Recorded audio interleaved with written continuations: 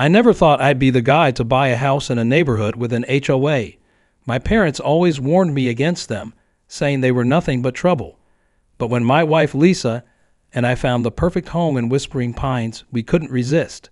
The community was beautiful, manicured lawns, sparkling community pool, and a small duck pond that my 10-year-old daughter Mia fell in love with immediately. "Daddy, can we feed the ducks every day?" she asked, her eyes wide with excitement. How could I say no to that? The real estate agent assured us the HOA was hands-off and only there to maintain property values. I should have known those words were as genuine as a $3 bill. The first month was peaceful. We moved in, unpacked, and started making the place our own. Our neighbors seemed friendly enough. The Johnsons to our left brought over a homemade lasagna, and the elderly couple across the street welcomed us with a potted plant. The HOA guidelines seemed reasonable at first glance, standard stuff about lawn maintenance, trash cans, and exterior paint colors. Then I met Karen. It was a crisp Saturday morning when I was setting up a basketball hoop for Mia in our driveway. She had her first game with the school team next week and wanted to practice. I was tightening the last bolt when a shadow fell across the driveway. "Excuse me." The voice was syrupy sweet but with an unmistakable edge. "I don't believe I've seen an approval form for that structure." I looked up to see a woman in her 50s, blonde hair pulled into a tight ponytail, designer workout clothes clinging to her thin frame. She clutched a clipboard like it was a weapon and wore an expression that somehow combined a smile with utter disdain. "It's just a portable basketball hoop," I explained, wiping sweat from my forehead. "For my daughter." "I'm Karen Wilkins, HOA president."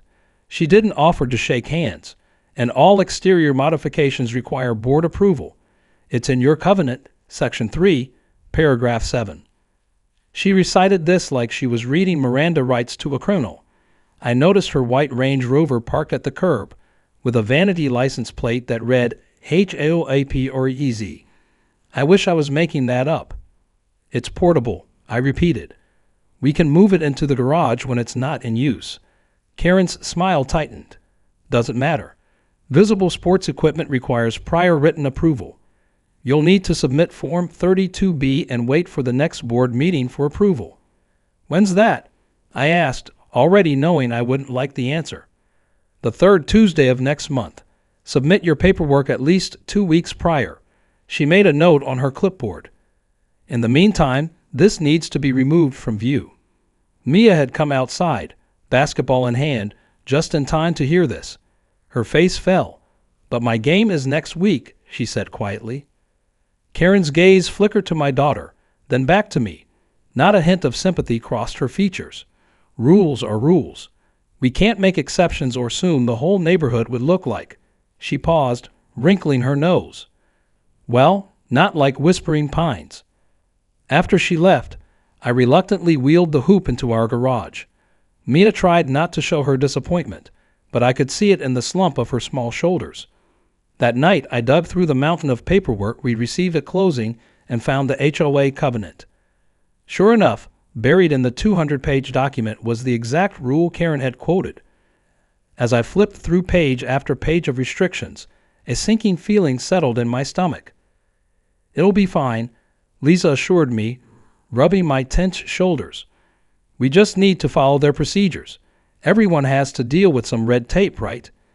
If only we'd known that this wasn't just red tape. It was the first strand of a web that would soon entangle every aspect of our lives. And at the center of that web sat Karen, watching and waiting for her next opportunity to strike. Little did I know, I just made an enemy who would stop at nothing to drive us out. And little did she know, she'd just awakened something in me that wouldn't back down. 3 weeks after the basketball hoop incident, I opened our mailbox to find a bright yellow envelope sitting on top of our bills. The paper was thick, expensive, the kind you'd use for a wedding invitation, not a neighborly hello. Inside was an official HOA violation notice printed on letterhead that looked more suited to a Fortune 500 company than a suburban neighborhood association. The violation: unapproved landscaping modifications. The penalty: a $150 fine due within 7 days, with an additional $50 per day if the violation wasn't corrected within 48 hours. My blood pressure spiked as I read further. The so-called violation was the flower bed Lisa had planted along our front walkway last weekend, a simple arrangement of petunias and marigolds that had brought my wife so much joy. "This has to be a mistake," Lisa said when I showed her the notice that evening. Her voice trembled slightly. She'd spent hours on that garden, carefully arranging each plant. "They're just flowers." I called the number on the notice first thing the next morning. "Surprise, surprise," Karen herself answered. "The Whispering Pines flowers are not from the approved plant list," she explained with the exaggerated patience one might use with a particularly dense child. Section 4, paragraph 12 clearly states that all front yard plantings must be selected from the approved list to maintain aesthetic harmony. "There's an approved plant list?" I asked, struggling to keep my tone civil. "I don't remember seeing that in our closing documents." "It's on the HOA website," Karen replied coolly.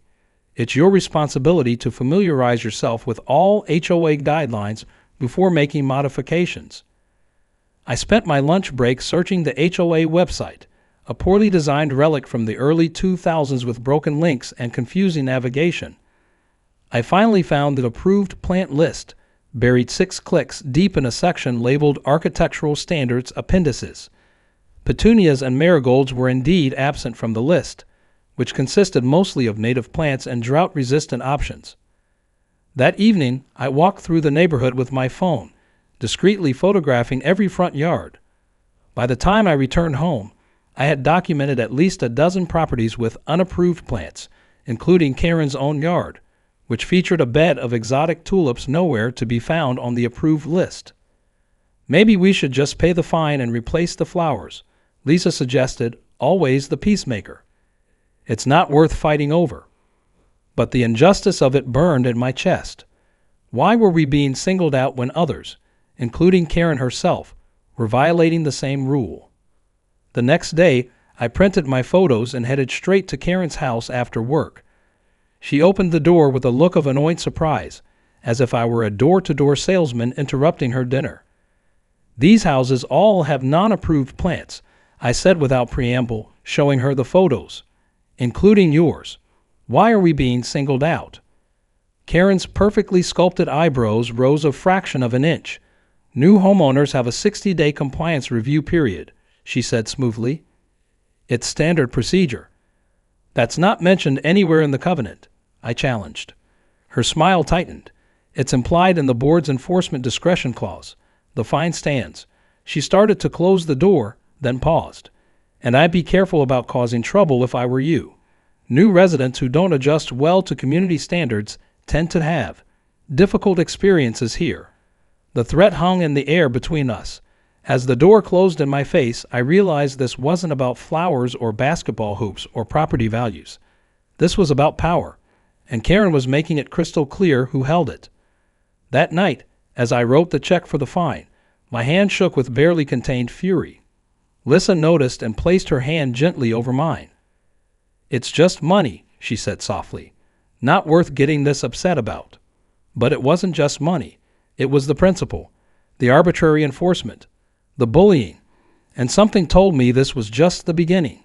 I was right. 2 days later, I came home to find Karen standing on our lawn, measuring the height of our grass with an actual ruler. When she saw me pull into the driveway, she made a show of writing something on her clipboard. "Your grass exceeds the 2.5-inch maximum height by approximately 0.3 inches, she announced as I approached. "That's a violation of Section 2, Paragraph 5. I stared at her, dumbfounded. "You're measuring our grass? Don't you have anything better to do?" Karen's smile never reached her eyes. "Maintaining community standards is the most important thing I do, Mr. Jenkins. You'll be receiving the official notice tomorrow." As she walked away, I noticed something tucked under her arm that made my blood run cold. A thick folder labeled Problem Properties. I caught a glimpse of our address written on the tab. That night, I couldn't sleep. I kept thinking about that folder, about Karen's veiled threats, about the look of dejection on Lisa's face as she pulled up her flowers. Around 3 a.m., I got up and retrieved the HOA covenant from my office. This time, I didn't just skim it. I read every word, highlighting inconsistencies, making notes, looking for loopholes or protections. By dawn, I had two revelations. First, Karen was selectively enforcing rules in ways that weren't supported by the actual covenant. Second, and more importantly, I had found a sentence buried deep in the bylaws that would change everything. All homeowners have the right to inspect HOA financial records, meeting minutes, and decision documentation upon written request. I smiled for the first time in days. Karen might think she held all the power, but information was power too, and I was about to request a whole lot of information. The war had officially begun, and while Karen had fired the first shot, I was determined to fire the last one. The yellow envelopes kept coming, each one more ridiculous than the last. A $200 fine for leaving our garage door open for excessive duration. I was in and out for 20 minutes fixing Mia's bike. A warning about improper window coverings. Apparently, our curtains were cream when the approved color was eggshell. A $75 fine for excessive noise when Mia had 3 friends over for her birthday party at 3 p.m. on a Saturday. A notice that our mailbox was non-conforming and needed to be replaced with the approved model for a cool $175. I appeal each violation following the process outlined in the covenant. But the appeals committee was a joke. Karen, her best friend Nancy, and her brother-in-law Steve. Each appeal was summarily denied, usually within hours of submission. Maybe we should consider moving, Lisa suggested one night after I'd spent 2 hours drafting yet another appeal. Dark circles had formed under her eyes from the stress. This isn't what we signed up for. The thought had crossed my mind too, but the housing market had dipped since our purchase, and we lose money selling so soon. Plus, there was the principle of the thing. I refused to be bullied out of my own home. Just a little longer, I promised, kissing her forehead. I'm working on something. What I was working on was connections. I'd started introducing myself to neighbors, carefully feeling out their attitudes toward the HOA.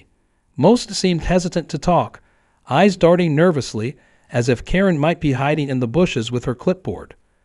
Finally, I hit pay dirt at the local hardware store when I bumped into Tim Baker from across the street. We were both in the paint section, and I was checking the color swatches against the HOA's approved exterior paint list. "Don't tell me, you got a violation notice too?" Tim asked, nodding at the paint chips in my hand. "Just being proactive," I replied. "Our trim apparently doesn't match the exact shade specified in Section 5, Paragraph 16. Tim rolled his eyes. Classic Karen move. "Let me guess, you're new to the neighborhood and suddenly getting hit with violation notices for things everyone else does. How did you know?" He lowered his voice, glancing around like a spy in an old movie. "Because she does it to all the new people. It's her way of establishing dominance. Once she's sure you'll fall in line, she eases up." My jaw clenched. That's absurd, and possibly illegal. Tim shrugged. "Maybe, but who has the time or money to fight it? The OOA has a hefty legal fund built into our dues. Last year, the Martins tried to challenge her about their backyard playset, and suddenly they were getting weekly violation notices until they caved." Our conversation was interrupted when Tim spotted Karen entering the store. He quickly moved away, pretending to be fascinated by light fixtures. I watched as other shoppers reacted to Karen's presence, some ducking into different aisles, others suddenly becoming intensely interested in whatever products were closest at hand. It was like watching prey animals when a predator enters their territory. That weekend, I attended my first HOA meeting, determined to address the unfair treatment. The community center was half filled with homeowners, most looking as if they'd rather be anywhere else. Karen ran the meeting with parliamentary precision, cutting off questions and rushing through agenda items like an auctioneer on amphetamines. When it was my turn to speak during the open forum, I raised the issue of selective enforcement. "I've documented 17 instances of covenant violations throughout the neighborhood that have gone unaddressed. while my family has received 6 violation notices in 8 weeks, I explained, passing out a packet with photos and documentation to the board members. Karen barely glanced at the material before setting it aside. The board uses its discretion and enforcement priorities based on community impact assessments. Next item. That's not an adequate response, I pressed. There should be consistent standards. Karen cut me off. Your speaking time is limited to 2 minutes, and it's up. Next speaker, please. As I returned to my seat, fuming, I noticed several neighbors giving me subtle nods of approval. After the meeting, an older gentleman named Frank approached me in the parking lot. I was on the board years ago before Karen took over, he told me quietly. Things weren't always like this. If you're serious about challenging her, I might have some information that could help, but not here. We arranged to meet for coffee the following day. When I got home, there was a fresh violation notice on our door for improper garbage bin placement. The bins had been collected that morning and were no longer even outside. You're making it worse, Lisa warned as I crumpled the notice in my fist. Just let it go, pay the fines, and eventually she'll move on to someone else. And then what? I demanded. We live in fear of her forever. Jump every time she snaps her fingers, pay hundreds in fines for imaginary violations. Lisa had no answer for that. The next morning, I waited at the coffee shop for Frank, my notebook ready. He never showed. When I called him later, he apologetically explained that he'd received a friendly reminder from Karen about an obscure covenant violation regarding his backyard shed, a shed that had been there for 12 years without issue. I'm sorry, he said, his voice heavy with resignation. I've got a fixed income and can't afford the fines. Maybe when you've been here longer, you'll understand how things work. But I did understand. I understood that Karen maintained her power through fear and selective enforcement. I understood that no one would stand up to her as long as she could make their lives miserable with impunity. And now I understood that playing by her rules would never work. That evening, as Mia worked on her homework and Lisa graded papers, I sat at the kitchen table with my laptop, researching HOA laws in our state. What I found gave me a glimmer of hope and the beginnings of a plan.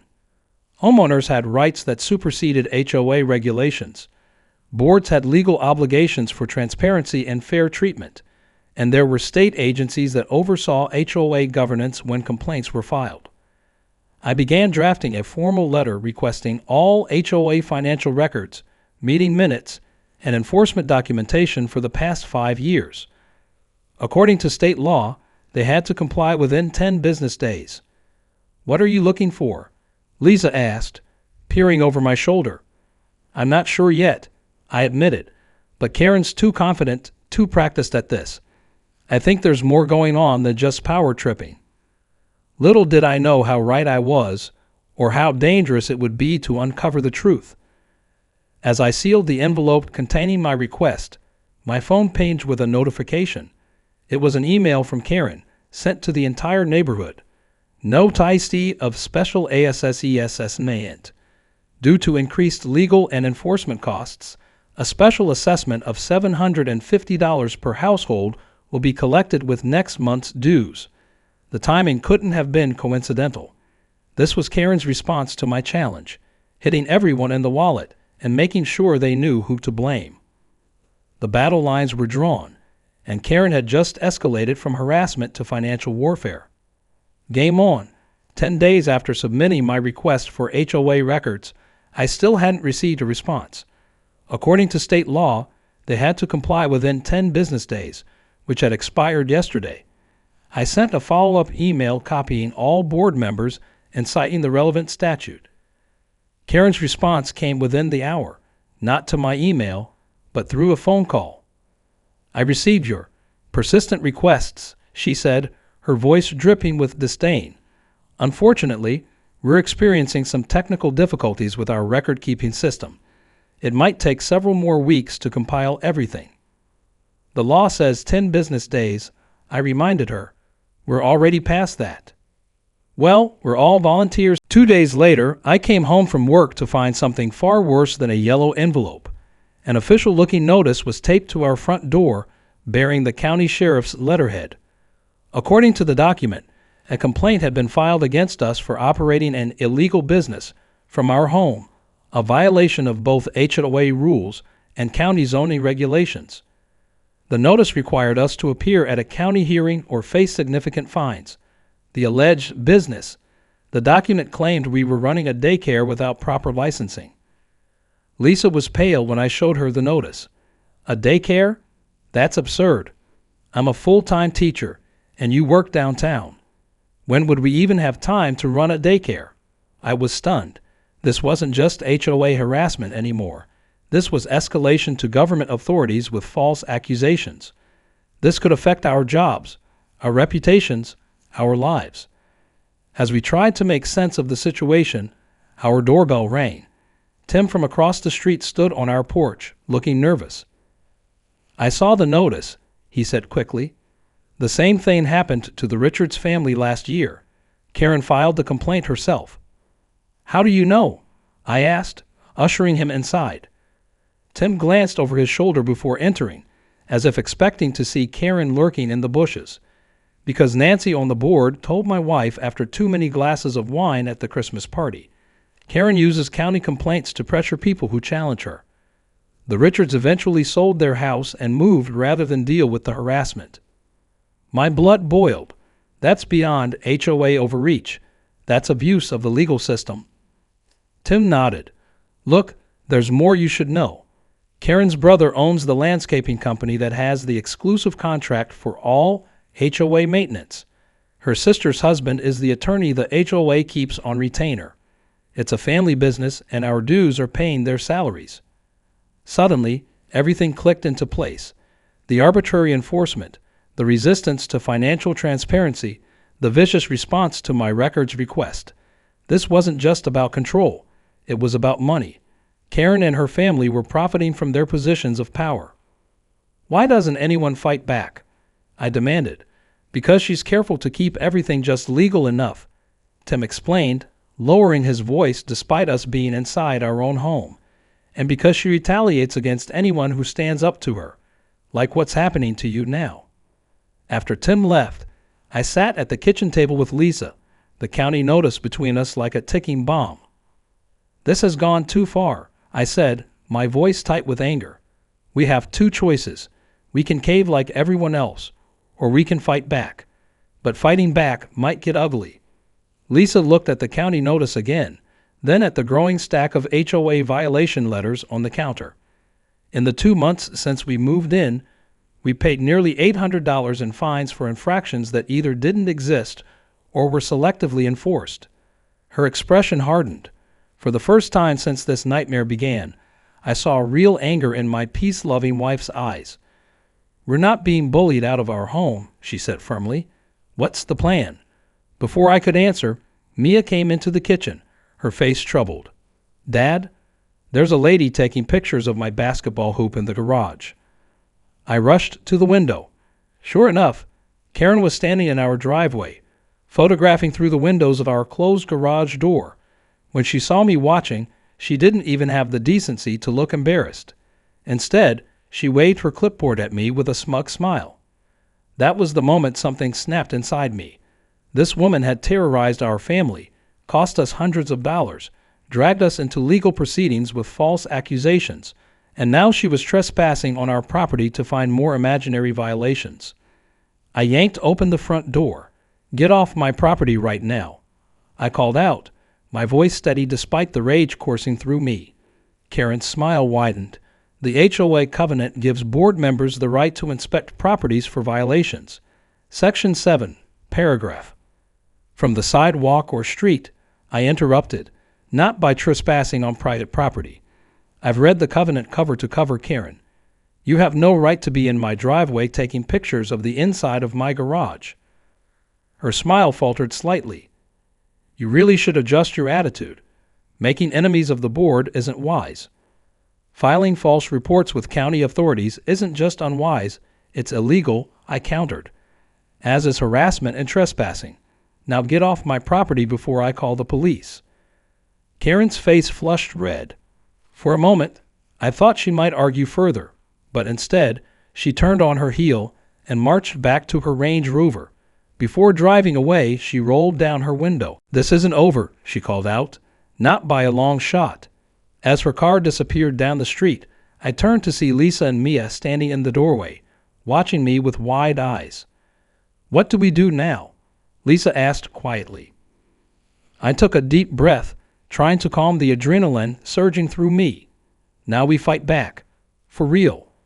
Later that night, after Mia was asleep, Lisa and I sat at the kitchen table with Tim and his wife Jennifer, who had brought over a bottle of wine and their own stack of HOA violation notices from over the years. "We've wanted to do something for ages," Jennifer confessed, "but we've been too scared after what happened to the Richards." "What exactly did happen to them?" I asked.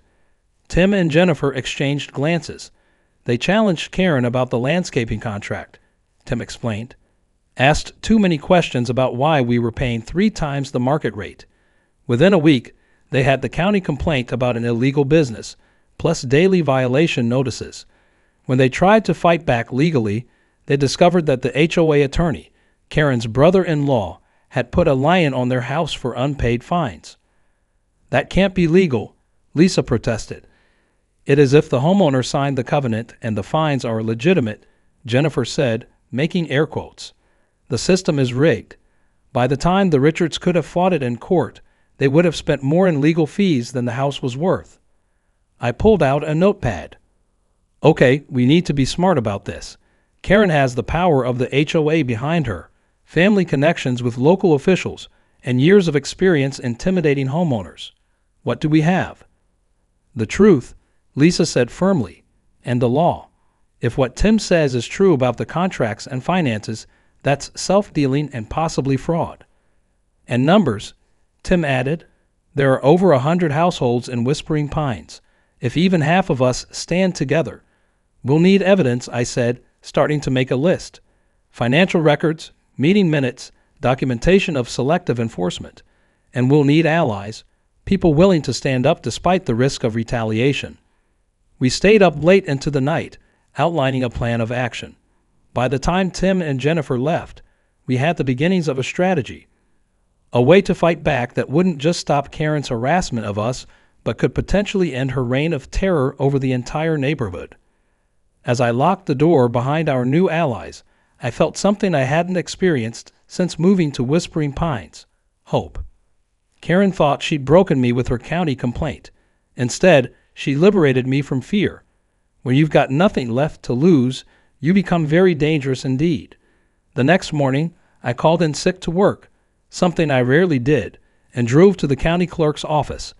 It was time to find out exactly what powers an HOA really had, and more importantly, what limits the law placed on those powers. What I discovered would change everything. My day at the county clerk's office was illuminating, to say the least. Turns out, HOAs in our state operate under surprisingly strict regulations that Karen had been flagrantly violating for years. First order of business: clearing our name with the county. I submitted a formal response to the illegal daycare complaint, complete with employment verification from both Lisa's school and my company, statements from neighbors confirming no daycare activity, and a request for investigation into fraudulent reporting. The clerk processing my paperwork frowned as she reviewed the documents. "This is the 3rd complaint from Whispering Pines this month," she remarked. "Always the same handwriting on the form, though different names listed as complainants. Interesting. Can I see the other complaints?" She hesitated. "Technically, they're public record, but I'd need to process a formal request." I slid across my business card. "I understand. I'm happy to follow proper channels." She glanced at my card, then at the door, before lowering her voice. "My sister lived in Whispering Pines until last year. Had to sell her house after constant harassment from the HOA president." She pulled out 2 file folders. "Take a quick look while I get some coffee. 5 minutes." The other complaints were against the Thompsons for running an auto repair business. Mr. Thompson had been restoring a vintage car in his garage, and the Garcias for operating a restaurant. Mrs. Garcia occasionally sold homemade tamales to neighbors. The pattern was clear: Anyone who challenged Karen found themselves facing county complaints. Armed with this knowledge and copies of the relevant HOA regulations, I moved to Phase 2, building a coalition. Tim and Jennifer had provided me with a list of homeowners they thought might be sympathetic to our cause. I created a private online group called Whispering Pines Transparency Initiative and began sending discreet invitations. The response was immediate and overwhelming. Within 48 hours, 27 households had joined, nearly a quarter of the neighborhood. The stories they shared painted a disturbing picture of Karen's 7-year reign. The Wilsons had been fined for their son's wheelchair ramp until they threatened an ADA lawsuit. Mrs. Abernathy, a widow, had been reduced to tears by Karen's harassment over her late husband's memorial garden. The Rodriguez family had been repeatedly cited for cooking odors from traditional family meals. What began as a mission to protect my own family had transformed into something much larger, a community rising up against years of petty tyranny. Our paralegal neighbor, Diane, helped compile everything into an organized dossier of Karen's abuses. Another neighbor, Marcus, who worked in it, discovered that the HOA website had a security flaw that allowed access to board emails and financial records. The emails were damning. In one exchange, Karen explicitly instructed board members to focus enforcement on troublemakers until they understand how things work here. In another, she discussed with her brother how to adjust landscaping invoices to stay just below the threshold for required competitive bidding. We also discovered that the HOA's reserve fund, meant for major community repairs, had been depleted by suspicious legal and consulting fees, most paid to companies with ties to Karen's family. With this evidence, I consulted an attorney specializing in HOA disputes. His assessment was blunt. This is textbook self-dealing and breach of fiduciary duty. The board has legal obligations they're flagrantly violating. I called an emergency meeting of our coalition in the local library's conference room. The space, designed to hold 20 people comfortably, was packed with nearly 40 homeowners. What we've uncovered isn't just unfair. It's potentially criminal, I explained, displaying key documents on a projector. Karen and her inner circle have been using the HOA as their personal piggy bank while terrorizing anyone who asks questions. The room buzzed with anger and disbelief. These were people who'd been suffering in isolation, each thinking they were Karen's only target. "What can we actually do?" asked Mrs. Abernathy, her voice trembling. "She controls everything." I smiled for the first time in weeks. Not everything. According to the bylaws, if 20% of homeowners sign a petition, we can force a special meeting of the entire association. With 30%, we can call for a vote to remove board members. We have almost 25% in this room, Tim pointed out. And I bet we can get more, Jennifer added, once people know they're not alone in this fight. There's something else, I said, projecting one final document. According to state law, if an HOA fails to hold properly recorded elections or maintain accurate financial records for 3 consecutive years, all actions taken by the board during that period can be challenged as invalid. The room went silent. "Are you saying," Diane the paralegal began, her legal mind quickly grasping the implications. I nodded. Every fine, every rule change, every assessment Karen has imposed for the past 3 years could be legally void. And according to the records we've obtained, they haven't filed proper annual reports since 2019. The energy in the room shifted from anger to something more powerful, hope. As we mapped out our battle plan, my phone pinged with a notification. It was another HOA violation notice, this one claiming our yard was insufficiently maintained and imposing a $300 fine. I held up my phone to show the group. Karen's getting desperate. She knows something's happening. Little did she know that her reign of terror was about to face its first real challenge, and it would come from the most unexpected direction. The neighborhood Karen thought she owned was finally fighting back. The weeks following our library meeting were strangely quiet. The barrage of violation notices slowed to a trickle, and Karen seemed to be keeping a low profile. Some neighbors wondered if we'd won already, but I knew better. This wasn't surrender. It was tactical retreat. "She's planning something," I told Lisa one evening as we sat on our front porch, enjoying a rare moment of peace. Karen doesn't give up power without a fight. As if on cue, my phone chimed with an email from the county zoning department. Karen had filed a complaint that our fence was 6 inches taller than regulations permitted, a blatant lie, as we meticulously followed county guidelines during installation. And there it is, I sighed, showing Lisa the email. Within hours, 3 more members of our coalition received similar complaints about their properties. Karen was escalating beyond Ahoy territory into county jurisdiction, a declaration of all-out war. She'd made a critical mistake. Our coalition's next meeting had twice the attendance of the first. The mood was different too, less fearful, more determined. People who'd been silent for years were now openly sharing stories, comparing notes, offering resources. Karen's playing into our hands, I explained to the group. By involving county authorities, she's created a paper trail outside HOA control.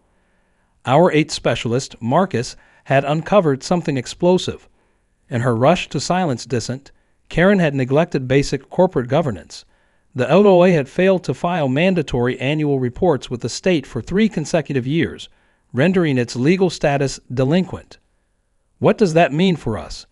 Mrs. Abernathy asked. Diane, our paralegal, couldn't suppress her grin. It means that legally, the HOA hasn't existed for the past 3 years. Every fine, every rule change, every assessment they've imposed during that time could be invalid. The room erupted in excited chatter. This wasn't just a loophole, it was a tactical nuclear option. There's more, Marcus added, projecting a spreadsheet on the wall. I've analyzed the financial records. In the past 5 years, Karen's brother's landscaping company has been paid $412,000 for services that should have cost about $150,000. Her brother-in-law's law firm has received $175,000 for legal consultations, with no detailed invoices. The room fell silent as the magnitude of the corruption sank in. This isn't just HOA overreach, I said quietly. This is embezzlement. With the group's unanimous approval, we submitted our findings to the county prosecutor's office, the state attorney general's Consumer Protection Division, and the IRS Nonprofit Compliance Department. Then we called for an emergency meeting of the entire HOA membership, a meeting Karen couldn't control or prevent, given our petition with signatures from over 40% of homeowners. The community center was packed beyond capacity the following Saturday. Karen and her loyal board members sat at the front table, their usual confidence noticeably dimmed. I presented our case methodically, with key documents projected for all to see. As I spoke, the atmosphere of the room shifted palpably. Homeowners who'd arrived skeptical were now sitting forward in their seats, expressions hardening as the evidence mounted. In addition to these financial irregularities, I concluded the HOA's corporate status was suspended 3 years ago. This means that many actions taken by the board, including all fines and dues increases, may be legally invalid and subject to refund. A homeowner in the back stood up. Are you saying we could get our money back? Potentially, I nodded. At minimum, all outstanding fines should be dismissed. The room erupted. Karen banged her gavel frantically, her face flushed with rage. This is preposterous, she shouted above the noise. These allegations are false and potentially defamatory. Then you won't mind if we bring in a forensic accountant, I suggested smoothly. I move that we immediately hire an independent auditor, funded from the HOA reserves. I second that motion, called Tim from across the room. This is not a properly noticed agenda item. Karen objected, her voice rising to a near shriek. No vote can be taken. Diane stood, citation in hand. Actually, under state law, financial oversight matters can be raised from the floor in any official meeting. Section 47B of the State HOA Regulation Act. Karen looked desperately to Steve, her brother-in-law who usually provided legal backup. To everyone's shock, Steve avoided her gaze and remained silent. Rats, as they say, were beginning to abandon the sinking ship. The motion to hire an auditor passed by an overwhelming margin. Then, emboldened by success, another homeowner moved to suspend all current board members pending the audit results. Karen's face drained of color. "You can't do that. There are procedures for removing board members." "Actually, we can," I countered, displaying the relevant bylaw section. "In cases of suspected financial impropriety, the membership can vote for temporary suspension pending investigation." The second vote was even more lopsided than the first. Karen, Nancy, and Steve were suspended, and a temporary committee, including me, was appointed to manage affairs until the audit was complete. As the meeting adjourned, I watched Karen huddled with her few remaining allies, their expressions cycling between panic and fury. They were planning something desperate. I could feel it. That night, as our coalition celebrated at a local restaurant, my phone buzzed with an alert. Someone had just sent an email from the official HOA account to all residents, an email claiming our meeting had been hijacked by radical elements and announcing a legitimate board meeting at Karen's house the following evening. "She's creating a parallel authority," Tim realized, "trying to split the community." I smiled grimly as I forwarded the email to our attorney. "She just violated the court injunction we filed this afternoon." Honestly, I was hoping she'd do something this stupid. The EVOA's downfall wasn't just starting. It was accelerating, fueled by Karen's own desperation. The morning after Karen's desperate email, I took a personal day from work to execute our contingency plan. We'd anticipated she might try something like this, just not quite so quickly or blatantly. First order of business, securing the HOA records. Tim, Marcus, and I met at the community center at 8 a.m., where the HOA kept its files in a small office. The interim board's first official act had been to change the locks, a decision that proved prescient when we discovered fresh scratch marks around the door handle. "Someone tried to get in last night," Marcus observed, running his finger along the metal scaring. Inside, we found the filing cabinets partially emptied, with key financial records missing. "She must have had another key," Tim sighed. I pulled out my phone. This is why we made copies of everything 3 weeks ago. By noon, we had changed all passwords on HOA accounts, notified the bank of the board suspension, secured the remaining records at our attorney's office, sent an official communication to all homeowners explaining the situation. The prosecutor's office was particularly interested in the attempted break-in. Document tampering elevates this significantly, the assistant DA told us during our hastily arranged meeting. We're expediting the investigation. Our attorney filed for an emergency injunction prohibiting Karen, Nancy, and Steve from representing themselves as HOA board members or accessing HOA funds during the investigation. The judge granted it by 3 p.m., record time for our normally sluggish court system. "The judge remembers Karen," our attorney explained with a wry smile. "Apparently, she tried to get His Honor's historic oak tree removed when he moved into Whispering Pines 5 years ago. Said it violated the approved landscaping guidelines." At 5 p.m., as people arrived home from work, a county sheriff's deputy served Karen with the injunction. I wasn't there to witness it, but according to Mrs. Abernathy, who happened to be tending her front garden at the precise moment, Karen's shriek of rage was loud enough to set off a car alarm 2 houses down. I've never heard language like that from a woman in Channel, Mrs. Abernathy reported, her eyes wide with scandalized delight. Undeterred by the court order, Karen proceeded with her legitimate meeting at 7 p.m. About 20 homeowners attended, mostly older residents who weren't on social media and a few loyalists who'd benefited from her selective enforcement over the years. What Karen didn't know was that we had informed the county prosecutor about the meeting, suggesting they might want to send an observer given the ongoing investigation. I wasn't present, but Diane was sitting quietly in the back with her phone recording. According to her account, Karen was midway through a tirade about community standards being threatened by troublemakers when the prosecutor and 2 sheriff's deputies walked in. The prosecutor politely introduced himself and explained that he was there to ensure no actions were taken in violation of the court injunction. "This is a private meeting in my home," Karen protested, her voice rising to the edge of hysteria. "A private meeting where you're claiming to conduct official HOA business after being legally suspended from your position," the prosecutor corrected her. "That would potentially constitute contempt of court." The deputies stayed, silently observing from the back of the room. Karen, visibly shaken but still defiant, tried to continue with her agenda, carefully avoiding explicit claims of authority. But her meeting was effectively neutralized by the official presence. As homeowners began trickling out, realizing nothing would be accomplished, Karen's frustration boiled over. According to multiple witnesses, she physically blocked the door. "Don't you understand what's happening?" she shouted. "They're destroying everything I've built. Our property values will collapse without proper oversight." One of the deputies stepped forward.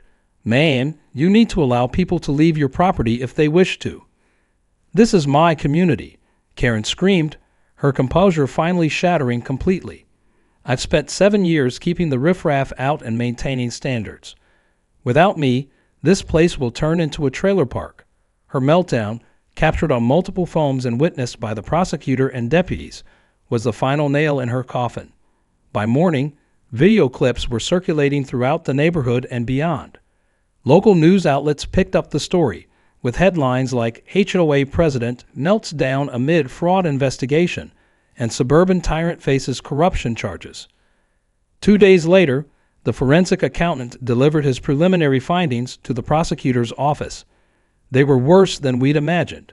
Over $250,000 in HOA funds had been paid to companies owned by Karen's family members for services that were either never performed or grossly overpriced.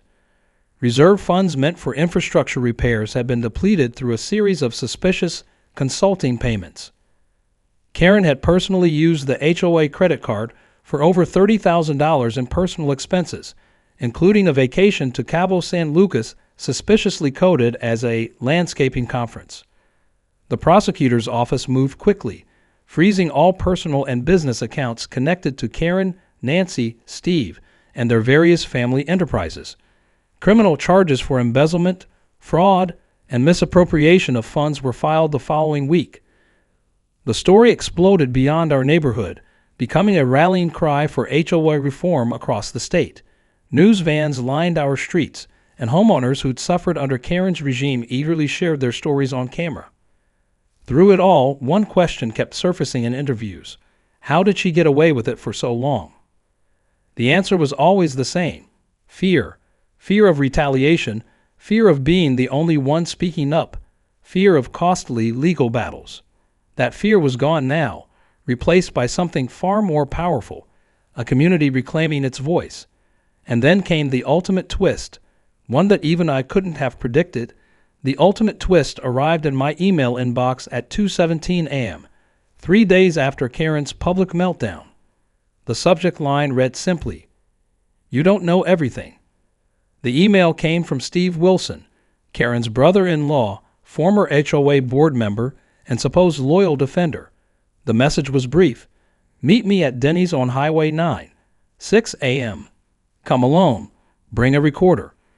I debated whether it was a trap. Steve had been suspiciously silent during the emergency meeting, avoiding Karen's desperate glances. Perhaps this was his attempt at damage control or revenge. Curiosity won out. I showed up at 5:55 a.m., chose a booth with clear sightlines to all exits, and ordered coffee. Steve arrived 5 minutes later, looking like he hadn't slept in days.